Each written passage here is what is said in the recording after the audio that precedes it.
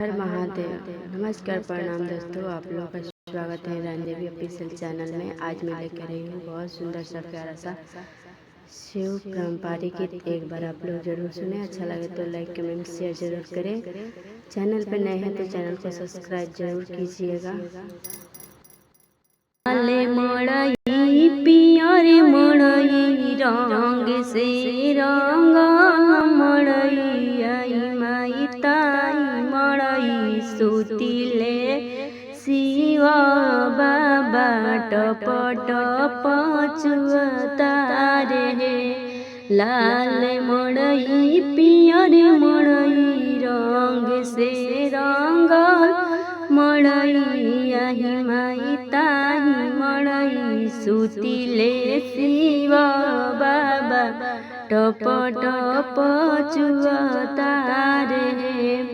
लाल बसहा पियर बसहा लाल बसहा पियर बसहा रंग से रंगल बसहा आई माई ताही बसहा बैठिले शिव बाबा पर्वत घूमिले आई माई ताही बसहा बैठिले शिव बाबा पर्वत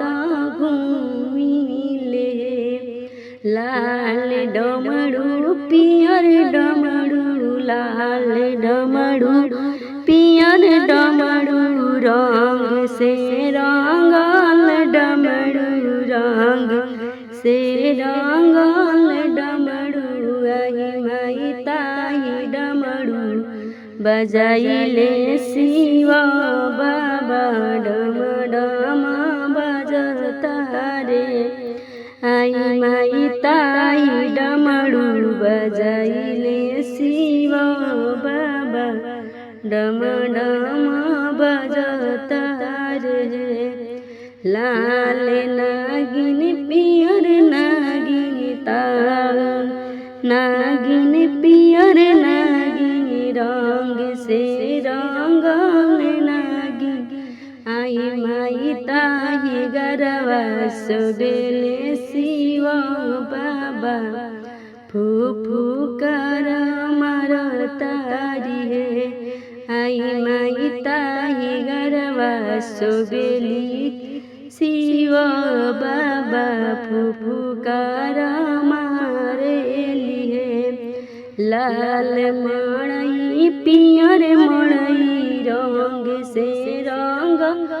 मड़ई लाल मड़ई पियर मड़ई रंग से रंग मड़ई आई माई ताई मड़ई सुतिले शिव बाबा